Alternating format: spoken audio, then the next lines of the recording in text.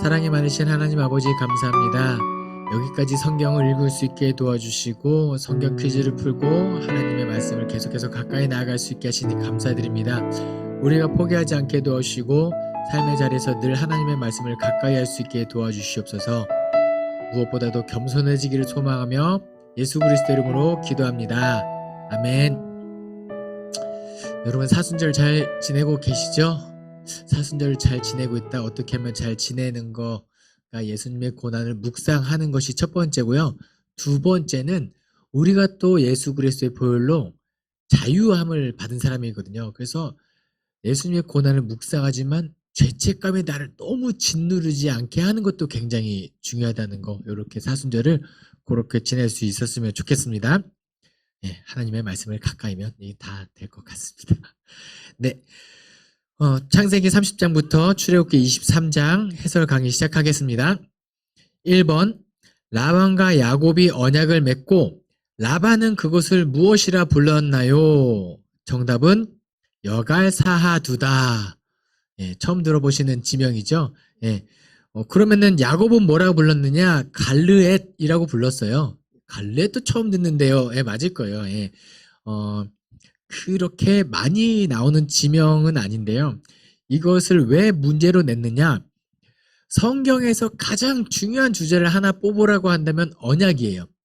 하나님이 사람과 맺은 언약, 하나님이 사람을 사랑하셨고 구원하시겠다는 그 근거가 되는 언약, 그 약속이 정말 중요하다는 게 성경의 큰 주제인데 그것만큼이나 중요하게 생각할 것이 뭐냐? 사람과 사람 사이에 맺는 언약이에요.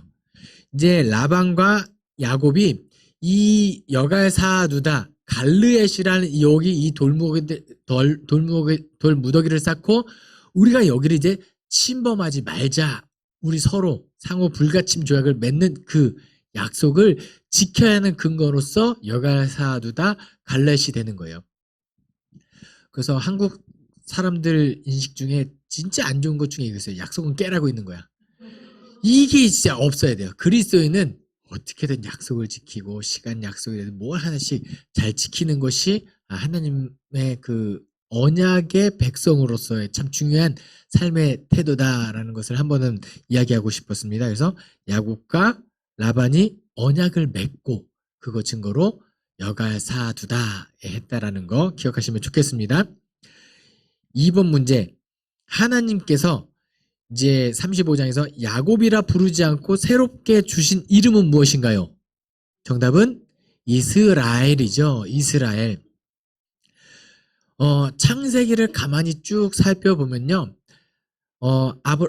아담을 창조하시고 아담의 계보가 쭉 이어지고 노아 때 다시 다 죽고 노아가 하고 노아 때부터 쭉 이어가다가 아브라함을 부르시고 아브라함은 이삭을 낳고 이삭은 야곱을 낳고 야곱 때 야곱이 12아들을 낳죠. 그 12아들이 뭐가 되는 거죠? 12지파가 되는 거예요. 그래서 창세기는 세상이 창조된 이야기 측면도 있지만 또 이것을 역사책으로 여기는 사람들 입장에서는 어떻게 12지파가 이렇게 생겨났는지에 대한 이야기이기도 해요. 그래서 하나님께서 야곱에게 너희들은 너의 이름을 다 이제 이스라엘이라 하겠다. 그리고 이스라엘은 12지파로 구성된 나라. 하나님의 백성은 이렇게 12지파로 이루어진 하나님의 민족. 이렇게 되는 게 이스라엘. 야곱으로부터 야곱에게 너를 이제 이스라엘이라 하겠다. 여기서 되는 거예요. 물론 언약을 맺고 하나님이 이 창세기 35장도 야곱과 하나님 맺는 야곱이 언약을 맺는 장이거든요. 나중에 세겜에서 다시 베델로 올라가서 하나님과 언약 맺는 장. 당연히 생육하고 번성하라는 내용이 나오겠죠. 어쨌든 야곱에게 주신 새로운 이름은 이스라엘입니다. 3번 문제. 그의 주인이 여호와께서 그와 함께 하심을 보며 또 여호와께서 그의 범사에 땡땡하게 하심을 보았더라. 정답은 형통하게. 누구에게 한 이야기죠? 누구에 관한 이야기죠? 요셉. 요셉과 그러니까 그의 주인. 그래서 그는 요셉이에요. 여호와께서 요셉과 함께 하심을 보며 이렇게 되는 건데요. 사실 제가 형통, 그러니까 하나님께서 함께 하셨기 때문에 형통한 게 맞는데, 사실 문제는 형통이라고 냈지만 이 출제의 의도는 여호와께서 그와 함께 하심에 포커스가 맞춰져 있어요. 이 구절의 더 핵심은 여호와께서 그와 함께 하셨다. 이것을 네 글자로 하면 임마누엘이 되는 거예요. 하나님이 우리와 함께 하신다. 하나님이 요셉과 함께 하셨다. 근데 여기서 너무 재밌는 게 있어요. 저를 딱딱 보세요. 저를 보시면 하나님이 저와 함께 하심이 보이십니까? 뭐 카메라에 뭐 찍힙니까? 푸른 배경밖에 안 보이죠? 안 보이죠? 자, 그런데 이 구절을 가만히 보면 그의 주인이 여호와께서 그와 함께 하심을 보았더라라고. 그의 주인은 누구죠? 보디발이에요. 보디발은 하나님을 믿는 사람이 아닌데 하나님을 믿지 않는 사람이 어떻게 요셉이 하나님과 함께함을 보았다라고 표현할 수 있을까요? 신기하죠? 뭐 보디발은 내가 보디발 다 보지요. 이렇게 그죠? 그런 거 아니잖아요, 그죠? 예. 뭐 영어만 이게 아닌데 무엇을 통해서 그의 주인은 하나님이 그와 함께하심을 보았을까라고 그냥 쭉 혼자서 유추해 보면 요셉도 하나님과 함께하기 위하여 부단히 애를 썼을 것이다. 그리고 그의 삶을 통해서 저게 하나님 믿는 백성의 모습이구나라는 것을 요셉의 삶으로 증거했을 것 같아요. 그래서 형통하게 하는. 그래서 우리가 가끔은 다 안 믿는 지인들 주변에 관계 친구들 있잖아요.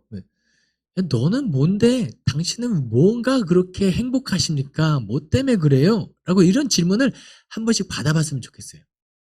그러면 하나님 믿어서 그래요. 그렇구나. 저 사람 왜 저렇게 착하지? 저 사람 왜 이렇게 나랑 뭐 다른 존재 같아. 그 이유가 하나님이 나와 함께 하셨고 나도 하나님과 함께 하셨기 때문에 그렇게 요셉처럼 우리가 됐으면 좋겠다라는 요걸 말씀드리고 싶어서 문제를 한번 내봤습니다. 4번 문제. 요셉의 장남의 이름은 무엇인가요? 정답은 므낫세. 차남의 이름은 에브라임. 이렇게 돼요. 에브라임과 므낫세인데요. 이 해설 강의를 잠깐 5번 문제도 한번 정답 이야기하고 같이 해설하도록 하겠습니다. 5번 문제. 당신들은 나를 해하려 하였으나 하나님은 그것을 땡으로 바꾸사 오늘과 같이 많은 백성의 생명을 구원하게 하시려 하셨나니. 정답은 선이죠.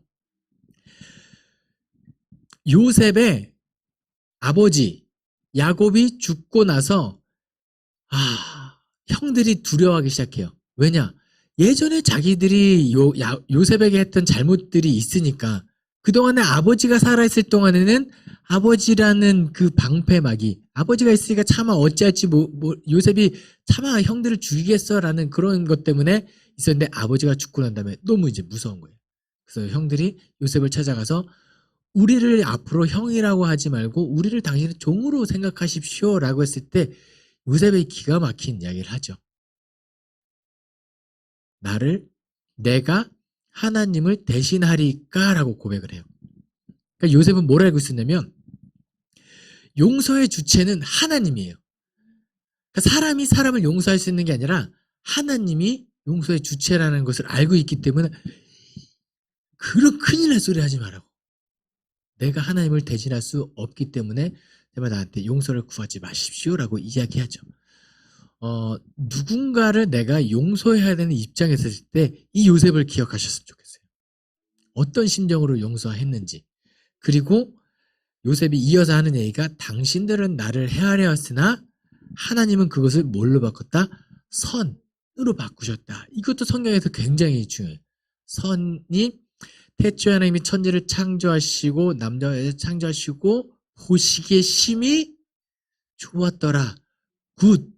히브리어로 토브. 여기서 선이 토브예요. 그러니까 하나님이 이 모든 것을 쭉 했을 때 선으로 바꾸시는 하나님, 이 개념이 되는 거거든요. 그런데 요셉이 형들을 언제부터 용서했을까요?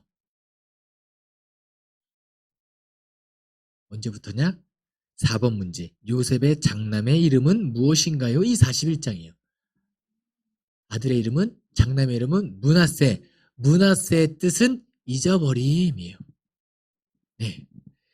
이미 요셉이 언제였을까요? 뭔가 애굽으로 팔려왔습니다. 감옥에 갇혔습니다. 죽을 고생하고 뭐 낯선 땅에서 그의 인생은 결코 순탄하지 않은 인생이에요. 성경에서 형통이라고 기록하고 있지만 그렇게 형통하면 나는 형통하지 않았으면 좋겠다는 그렇게 힘든 삶을 사는 게 요셉이거든요. 그런데 어느 날 요셉이 자신의 인생을 돌아보니 이 또한 하나님의 은혜였구나. 이것이 떠오르면 과거의 일들은 과거에 서운한 거, 힘들었던 거를 다 잊어버리는. 그래서 요셉이 그때 아들 낳고 내가 다 잊어버렸구나. 형들이 잘못한 거, 나를 고생하게 했던 거, 나를 그 보디발의 아내가 나를 그 누명 씌워서 감옥에 갇히고 이런 것들 다 잊어버리는 므낫세. 그러니까 요셉은 지금 창세기 41장 이 므낫세를 날 때 다 잊어버린. 다 잊어버렸다라는 의미의 아들 이름이에요. 그 다음에 둘째 아들 이름은 뭐다? 에브라임, 수고한 땅에서 번성하였다. 번성하겠다. 생육하고 번성하라 하나님의 약속이 나를 통해서 계속 이어지고 있구나. 이것도 있고 나를 풍성하게 하신 주체가 누구다? 하나님이다. 이 또한 하나님의 은혜다. 이 에브라임과 므낫세와 에브라임의 의미를 기억하시면 요셉의 삶이 참 더 은혜가 되는구나. 이렇게 되는 거예요. 그래서 4번과 5번 문제를 한번 내보았습니다.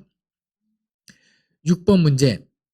하나님이 이스라엘 사람들의 고통을 들으시고 아브라함, 이삭, 야곱에게 세운 무엇을 기억하셨나요? 정답은 언약입니다. 혹시 여러분들 성경을 많이 듣다 보면은 우리 이런 기도 문구가 있어요. 아브라함의 하나님, 야곱의 하나님, 아브라함의 하나님, 이삭의 하나님, 야곱의 하나님, 나의 기도를 들어주십시오. 이런 거 했을 때 어색함이 없죠. 그런데 보세요. 아브라함의 하나님, 이삭의 하나님, 야곱의 하나님, 요셉의 하나님. 요셉은 안 들어본 것 같은데, 그쵸? 왜냐면 성경에서 하나님과 언약을 맺은 사람들은 이 야곱까지예요. 하나님이 아브라함이랑은 창세기 12장, 15장, 17장의 언약을 맺고요. 이삭이랑은 26장의 언약을 맺고요. 야곱이랑은 28장, 35장에 맺어요. 와, 이영호 목사님 그렇게 한 번 해도 되게 기억 잘하네. 그쵸? 네, 저도 알아요. 제가 공부를 잘 못하는 거 압니다. 하지만 제가 기억했다는 거는 그만큼 중요하기 때문이에요. 네, 창세기에 제가 지금 언급한 장들이 그만큼 중요한 언약장이기 때문에 그래요. 그런데 지금 이 시대가 언제냐? 아브라함에게 15장에서 이렇게 말씀하세요. 내가 너에게 자손을 약속하고 땅을 주겠다. 이 모든 이 약속의 땅 가나안을 줄 건데 언제 줄 거냐? 지금은 아니야. 나중에 너의 후손들이 애굽으로 내려가고 400년 만에 돌아오게 할 거야 라고 이야기해요. 근데 그 이유도 놀랍습니다. 왜냐하면 아직 이 가나안 땅에 악이 가득하지 않기 때문에. 이건 뭘 또 이야기하냐면 지금 가나안 땅에 악이 가득하지 않아서 너에게 주지 못하는데 여기가 만약에 악이 가득하면 이들을 내가 쓸어버리면 이제 빈 땅이 주인 없는 땅이 되면 그때 너희가 들어오게 할 거야. 이건데요. 이게 하나님의 약속인데 또 어떤 경고도 되냐면 만일 너희가 이 땅에서 악이 가득하면 너희도 똑같이 몰아내고 다른 백성을 나는 세울 수 있어. 이것도 되는 거죠. 그래서 실제로 북이스라엘은 아수르에 멸망당하고 남유다는 바벨론에서 멸망당해요. 사실 하나님이 그 경고하신 거대로 한다면 다른 민족이 세워졌어야 세워져야 하는데 하나님이 은혜롭고 자비롭고 노하기를 더디하시고 은혜가 크신 하나님이시기 때문에 바벨론으로 죽지 않고 끌려간 포로에서 거기서 다시 민족을 유지시키시고 돌아오게 하시는 하나님의 그 역사. 그렇게 이어지는. 그런데 출애굽 이제 돌아와야 되냐. 400년이 지나면 돌아오고 애굽 땅에서 이스라엘 민족들이 원래는 요셉 때문에 대우를 받는 민족이어야 돼요. 근데 애굽도 세계사를 쭉 보다 보면은 토착민들이 정권을 잡을 때가 있고 나중에 유입된 세력이 정권을 잡을 때가 계속 바뀌어요. 근데 요셉 이후에 요셉을 모르는 왕이 세워졌다라고 성경에 기록하고 있거든요. 아마 이제 토착민보다는 외부 세력이 정권을 잡았을 때 이제 그러니까 그 전에 정권에서는 좀 잘 살던 민족이 이제 노예가 되는 그런 상황이 돼요. 너무 힘들고 고달프고 사람들이 하나님께 탄식하고 기도할 때 하나님께서 기도를 들으시죠. 그러면서 하나님께서 뭘 기억하셨다? 언약을 기억하셨다. 약속했던 거, 내가 구원하겠다고 했던 거, 땅을 약속했던 거, 이제 이 땅으로 보낼 때가 되었구나라고 되는 거예요. 그래서 우리가 하나님께 기도하실 때 하나님 약속하셨잖아요. 이러면 하나님이 들어줄까 말까 고민하다가 약속하셨잖아요. 이러면 이렇게 또 예, 예, 예. 네. 나의 소망, 내 혼자만의 소망과 욕심을 하나님께서 약속하셨잖아. 이렇게 기도하는 건 잘못된 거죠. 그런데 하나님께서 주신 약속을 붙잡고 기도하는 것은 굉장히 좋은 간구가 될 수 있다는 것도 이야기 드립니다. 어쨌든 그 고통을 들으실 때 하나님께서 약속을 기억하셨다. 언약을 기억하셨다입니다. 7번 문제. 하나님이 모세에게 이르시되 나는 땡땡이니라. 또 이르시되 너는 이스라엘 자손에게 이같이 이르기를 땡땡가 나를 너희에게 보내셨다 하라. 공동으로 들어갈 말은 무엇인가요? 정답은 스스로 있는 자. 제가 온라인 퀴즈 정답 때문에 이게 띄어쓰기 있는 정답을 최대한 안 내려고 하는데 예, 했는데요.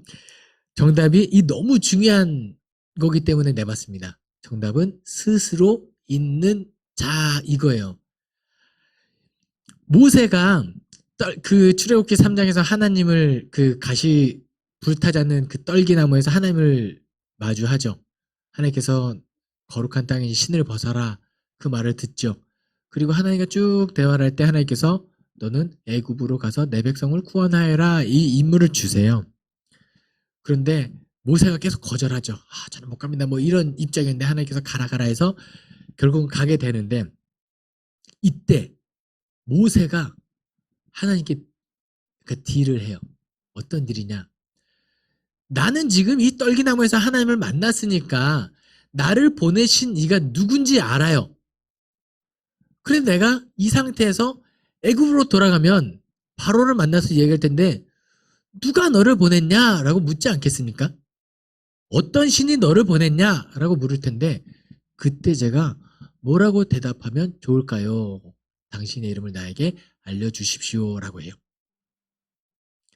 네, 하나님의 이름은 사실 드러나지 않아요. 왜냐하면 창세기 32장에서 야곱이 야복 강가에서 천사와 씨름하며 이기죠. 지죠. 예. 예.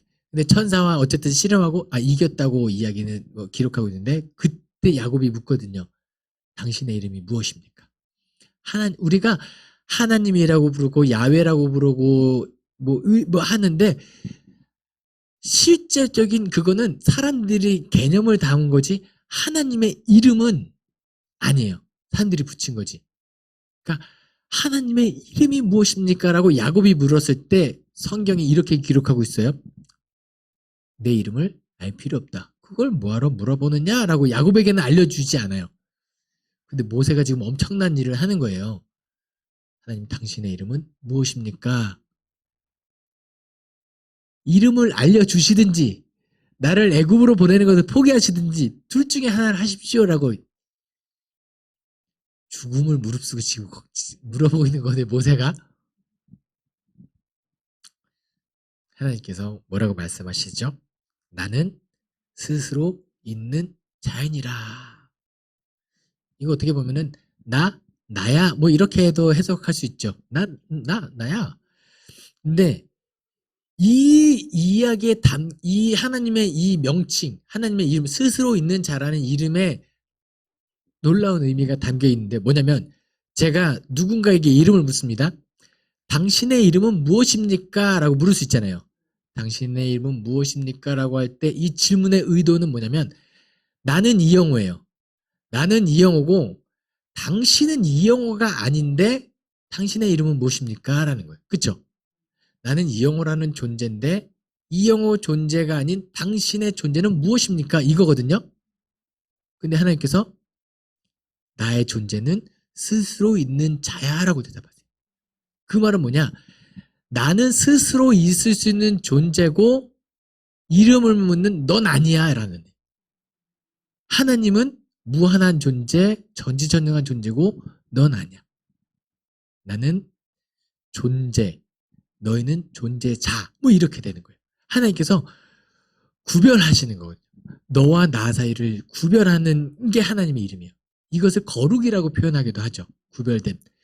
이 거룩의 개념이 언제부터 있느냐?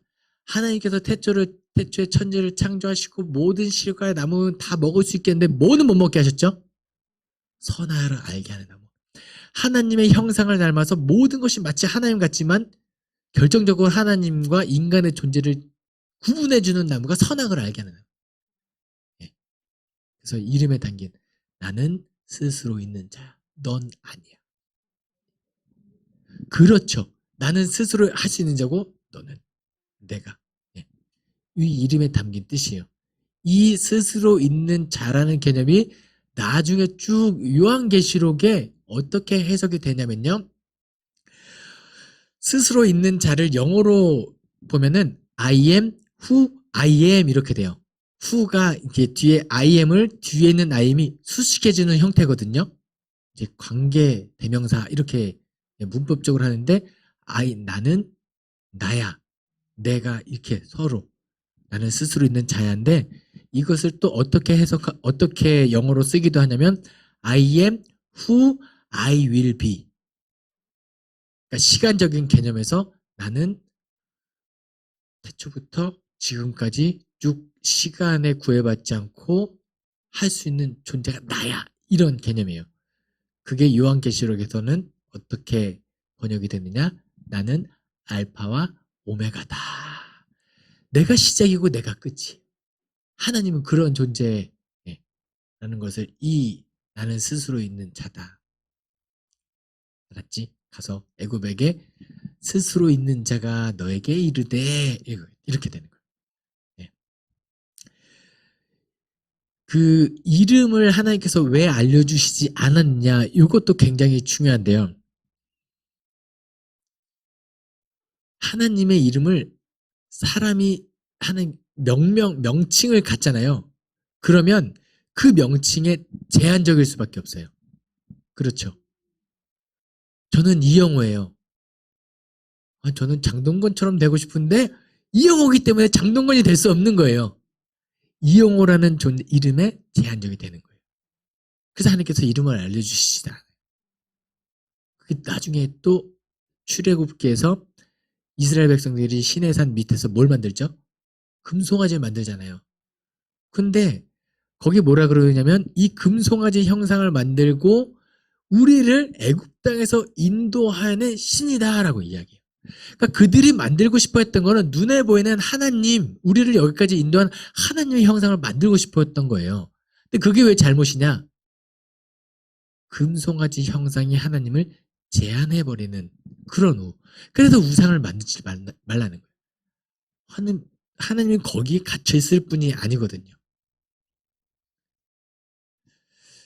더하면 이야기가 너무 길어질 것 같으니까 나는 스스로 있는 자다. 이 이름에 담긴 의미를 다시 한번 깊이 묵상해 보시면 좋을 것 같습니다. 8번 문제. 애굽에서 일어난 첫 번째 재앙으로서 나일 강물이 무엇으로 변하였나요? 정답은 피죠. 피로 변하는. 그 10가지 재앙에는 다 의미가 조금씩 담겨져 있거든요. 그래서 첫 번째 재앙과 9번째, 10번째만 제가 이렇게 언급해 드리면 나일강은요. 이집트에 있어서 애굽에게 있어서는 생명수 같은 존재예요. 그쵸? 나일강물이 범람하고 거기서 쓸려나는 흙에서 농작물이 다 나오고 먹고 마시고 뭐 하는 나일강물은 이집트에서는 없어서 안 되는 생명줄과 같은데 그게 지금 뭘로 변하는 거예요? 시가 된 거예요. 그래서 그 당시에는 나일강 신이 있었겠죠. 신성시대는 나일강에게 제사 지내고 했는. 그런데 그 나일강보다 너의 목숨줄 같은 나일강 신보다 하나님이 더 위대하다라는 것을 이 첫 번째 재앙이 알려주는 거예요. 그러면 9번째 재앙과 10번째 재앙은 뭐냐? 9번째 재앙은 흑암이 된 거고 10번째 재앙은 장자의 죽음이죠. 이집트에서 최고의 신은 태양신이에요. 그런데 지금 태양이 지금 어둡게 되는 거죠.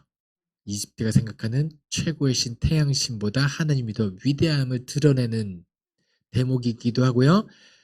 바로의 장자가 죽었다는 것은 바로는요 태양신의 아들 같은 존재거든요. 그런데 태양신의 아들의 장자의 죽음을 바로가 막지 못해요. 그러니까 태양신도 안 돼. 태양신의 아들인 현현인 파로도 하나님께는 안 된다는 것을 지금 하나님께서 증명하고 있는 거예요. 이스라엘 백성들에게 봐라. 스스로 있는 자, 우리를 구원하실 분들은 이런 분이다라는 것을 10가지 재앙에 쭉 이야기하고 있는 거거든요. 그래서 혹시 다른 재앙들도 궁금하신 분들은 네이버 혹은 구글에서 10가지 재앙의 의미를 검색하시면 더 자세한 설명을 들을 수 있습니다. 9번 문제. 출애굽기 12장은 어떤 절기의 율에 대한 기록인가요? 정답은 유월절이죠. 유월절. 넘을유, 넘을월, 절기절 해서 유월절이에요. 무언가 넘어간 절기라는 거죠. 원래 이집트의 애굽 사람의 장자뿐만 아니라 이스라엘의 장자까지 그 애굽에 살고 있는 모든 장자들이 죽는 날이었어요. 근데 하나님께서 어린 양의 피를 문설주와 임방에 바른 그 집은 죽이러 왔다가 발라져 있는 곳을 유월 넘어가겠다. 패스 오버 히브리어로 파사의 절기거든요. 넘어가는 날이 이 날이에요. 그러니까 그 피가 발라져 있는 곳을 내가 죽이지 않고 넘어감으로 구원하겠다라는 절기가 유월절인 거죠. 이것이 어디로 이어지죠? 우리가 흔히 예수님을 이야기할 때 유월절 어린 양이라고 이야기하잖아요. 실제로도 예수님께서 돌아가실 때 그 절기가 유월절이기도 하고요. 그냥 다른 날이 아니라 유월절에 돌아가신 데 다 이유가 있는 거죠. 유월절 어린 양의 피. 그래서 예수 그리스도의 보혈로 말미암아 우리의 죄가 덮어지고 하나님께서 우리의 죄를 간과하시는 거거든요. 또 우리가 신앙 고백할 때 예수님이 장사진 사흘 만에 부활하시고 지금 어디 편에 앉아 계시죠? 하나님 우편에 앉아 계신다. 여기서 우리가 고백할 때 하나님의 우편은 단순히 오른쪽의 방향성을 의미하지 않고요. 이 오른쪽의 개념은 뭔가 누군가 재판할 때 죄를 묻잖아요. 그럼 이 죄인에 대해서 변론해주는 사람이 재판관 입장에서 오른쪽에 있거든요. 그럼 우리가 죽어서 하나님 앞에 섰어요. 그러니까 믿는 사람이나 믿지 않는 사람이나 다 하나님 앞에 설 수밖에 없어요. 심판대 앞에 섭니다.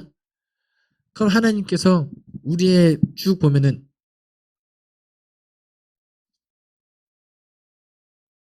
죄인이네? 이렇게 하시겠죠.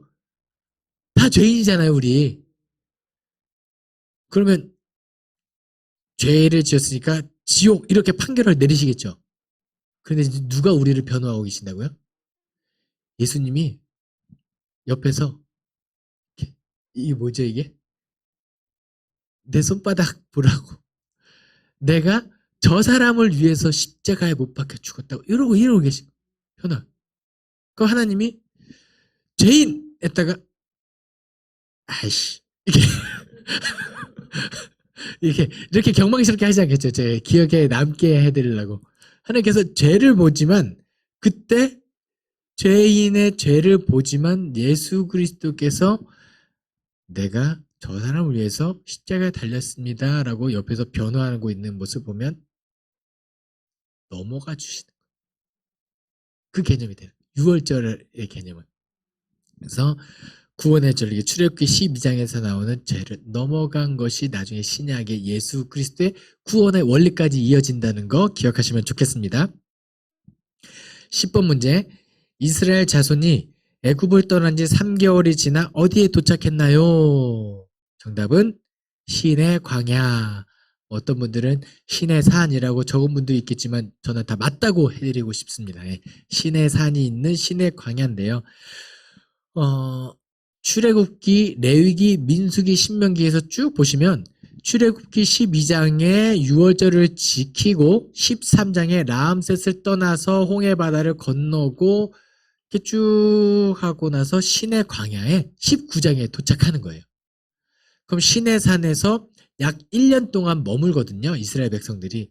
거기서 율법을 받고 십계명을 받고 하나님의 성막 만드는 방법들을 다 하나님 모세를 통하여 들은 다음에 실제로 성막을 만들죠. 이 모든 과정이 1년을 걸려요.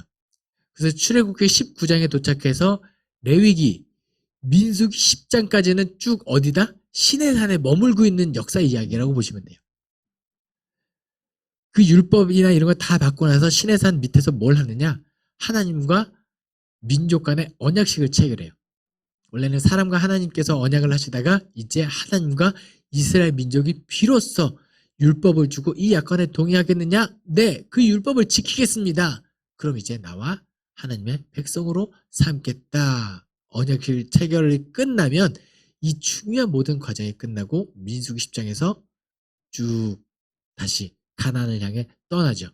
그런데 뭔가 가데스 바네아에서 정탐했는데 10명의 정탐꾼이 이제 불평하는 말을 해서 40년 동안 광야를 돌고 나중에 요단강 동편 요단강 동편 모압 평야에 그 민수기 마지막에 딱 거기 도착해요. 그리고 도착하고 거기서 이스라엘 백성들에게 너희가 요단강을 건너 가나안 땅에 들어가면 너희 이렇게 살아라 하는 모세의 당부, 모세의 설교가 신명기다라고 보시면 돼요. 네, 대충 어디를 떠나서 신의 산에 되었고 뭘 했는지 큰 그림을 한번 여기서 10번 문제를 통해서 한번 그려드리고 싶었습니다. 네. 어쨌든 창세기 30장부터 출애굽기 23장까지 우리가 사순절 기간에 잘 읽고 묵상하고 그냥 창세기지만 이것이 우리가 사순절을 묵상할 수 있게 신약까지 잘 한번 제가 제가 알고 있는 범위 내에서 부족하지만 설명을 드렸는데 계속해서 사순절 기간에 하나님의 말씀을 잘 묵상할 수 있었으면 좋겠습니다. 기도하겠습니다. 사랑이 많으신 하나님 아버지 감사합니다. 부족한 종의 입술을 통하여 또 하나님의 말씀을 나눌 수 있게 하심이 감사드립니다. 하나님의 말씀이 우리의 마음밭에 새겨질 수 있게 도와주시고 삶의 자리에서 30배, 60배, 100배의 결실을 얻을 수 있게 도와주시옵소서. 하나님을 알아가는 지식이 쌓일수록 더욱더 겸손해지기를 소망하며 예수 그리스도 이름으로 기도합니다. 아멘.